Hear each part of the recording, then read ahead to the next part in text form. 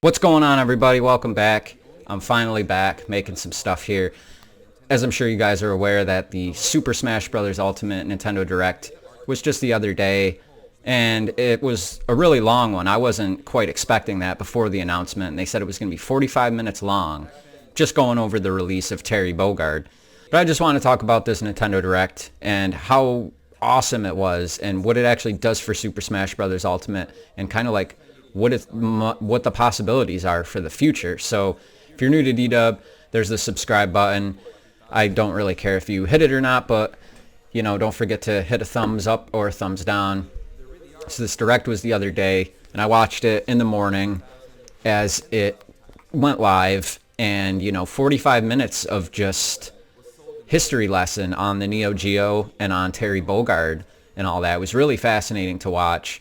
I could watch something that's this long or longer for every character release, or even just Sakurai live streams for that matter, because they're entertaining and he's just one of the greatest of all times. And this is something that you don't get this from developers, let alone the top tier guy from a studio making this type of quality game. I mean, we don't even get this kind of presentation from smaller indie devs or stuff like that. Usually it's just a very small tweet and that's about it. But here you have Sakurai, who's a legend in his own right. We're 5 Smash games into the series, and of course with Super Smash Bros. Ultimate, it is the ultimate game, and the amount of characters that are in this game is just completely mind-blowing. In this game, it's now confirmed that it's the highest selling fighting game of all time, and it's only been out for a year. So what's that going to do going on in the future? It kind of makes sense now as to why Sakurai is going to keep working on it and bring out 5 more DLC characters. I mean, this guy is just going all in with the game, and it really shows. So this presentation here was the other day, and I caught it as it went live, and it was just awesome to see that it was going to be 45 minutes. And the announcement beforehand said that he wasn't going to be going over anything other than Terry Bogard. It wasn't going to be any other characters or anything like that, which after the fact, I kind of remembered that it said that, but I was sort of waiting for maybe a little bit of a surprise or a new game mode or something like that kind of towards the end. But as this thing just kind of trudged along, it was just awesome to see that the history lesson behind it, and here with the Neo Geo and talking about what it is, the time period, what it means to him, why this character deserves to be in the franchise, and why he actually went ahead and brought this character to the franchise. But one of the things that kind of, I guess, seems a little bit weird is for the fact that when these DLC characters were first being announced, that they were going to be coming out, Sakurai said that Nintendo approached him and that these weren't going to be his choices, that Nintendo basically picked these and they kind of went through and came up with an agreement on who would work in the game and who wouldn't. So that's one thing that I haven't heard people talking about for a little bit. People are still guessing who's going to show up, who could be in the next DLC Fighters Pass pack for, I guess, year 2 of the game with 5 more additional characters. Already we have Piranha Plant and now Terry Bogard, and of course we got Joker and Banjo. And so who's the next and last character for this first Fighters Pass going to be? I really don't know, and there's a lot of things going around on who it could be. It could still be maybe Sora, or it's going to be Goku, or could it be like Crash Bandicoot? No one really knows, and I'm excited to see just who it could be, but I'm really hoping for the next presentation that it's just like this, with the same in-depth history lesson on who the character is, where they're from, why they matter. I mean, this is an older character here from the golden glory days of the arcades, which I'm lucky enough to have experienced a little bit of. And unfortunately for us in the United States, we don't really have much of that anymore. You have it in certain areas, certain specialty areas, and then kind of just generalized arcades in and around the States. But it's a much different thing over in Japan, of course. And so for them, they can still go to arcades, and they're still a big deal over there. But so going through this presentation, it was just fascinating to see Sakurai go through the character, go through the stage, go through the moves, go through some of the back info, talk about the 50 music tracks that SNK allowed him to put into this game, and they're not all the songs, they aren't even from King of Fighters or Mark of the Wolves or Fatal Fury. So just that alone is really surprising that SNK just said, here's a list of 50, or Sakurai went to them and said, here's a list of 50 tracks.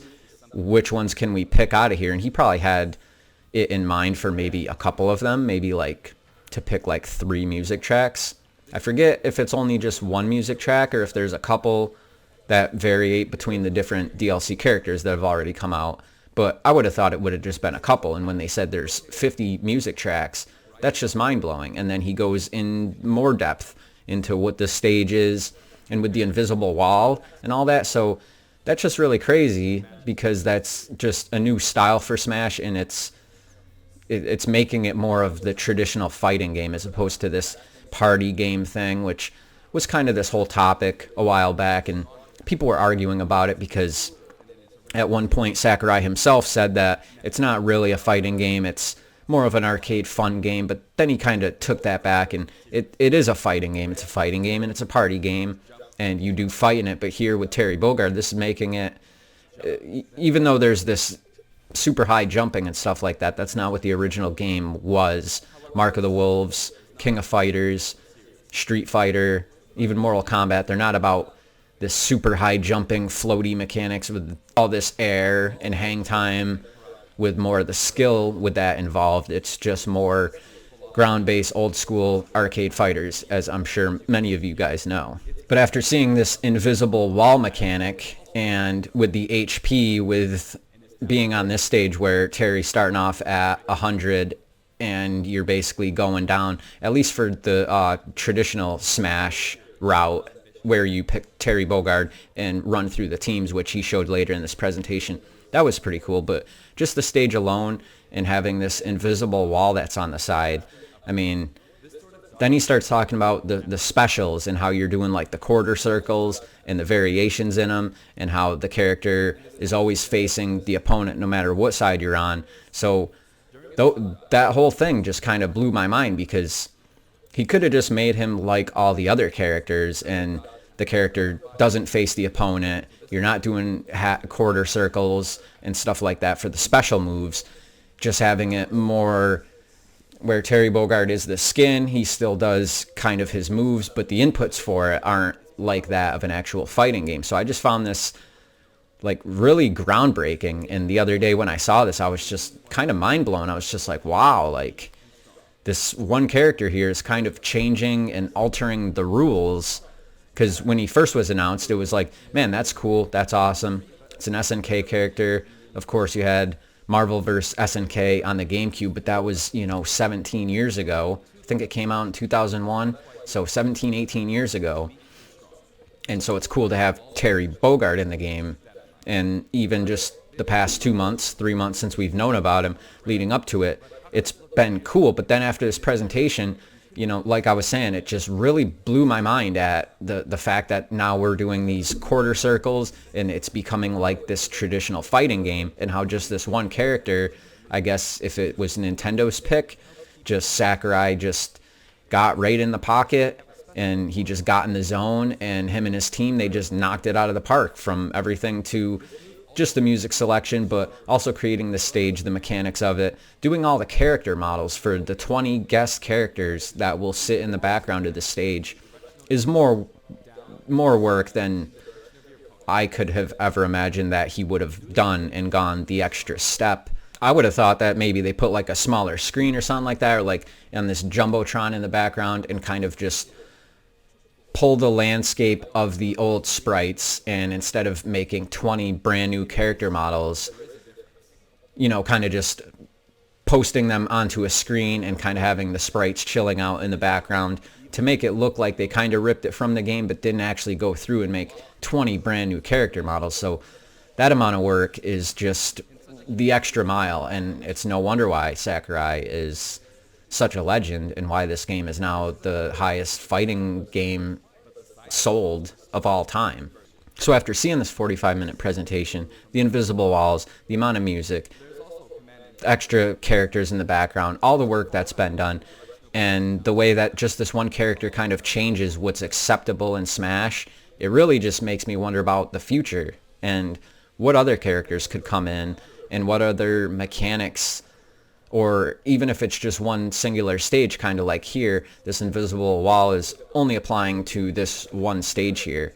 But really made me wonder just what other characters are going to be coming in the future and what else this game has in store for its immediate future and for its legacy down the line. I mean, could we end up with like a spin-off that has some sort of different mechanics, or maybe like a Super Smash Brothers retro type game where it's more of like a Street Fighter with all the same characters but more traditional fighting inputs where you're not knocking each other off the stage? I mean, that could be cool, but really now nothing is off the table. I'm pretty sure if just 2 days ago before this presentation, you could have asked anybody and they probably would have said, it's Terry Bogard, it's a character model, of course he's going to jump, he's going to have hang time, his specials are going to throw back to Fatal Fury and King of Fighters in those games of the past.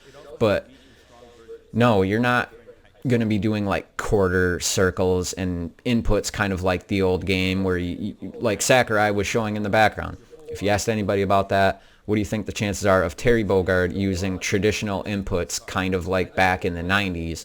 I'm pretty sure everybody would have said, you're out of your mind. You're going to have your standard moves applied to the controller set in the inputs in the way the mechanics in the game actually works now, because we're up to 80 characters, or 70, like 78, 79, and that's if you count the 3 in the Pokemon trainer as 3 different characters. Whatever the number is, we're up to like 80 characters, and all of them just have their moves kind of applied to the way the controls actually work for the game and have always been. And now we have this new character, and it's making a twist.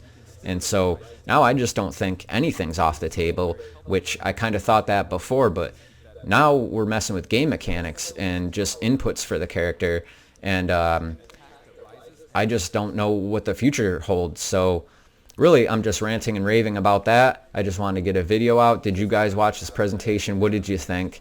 Really, just let me know in the comments down below. And it's good to be back, to finally have a video back. I've taken quite a bit of a break, been going through some stuff, and hopefully there will be more videos in the future. So there's the subscribe button, and I don't really care if you click it or not. Just thank you for watching this video, guys, and I will see you on the next video.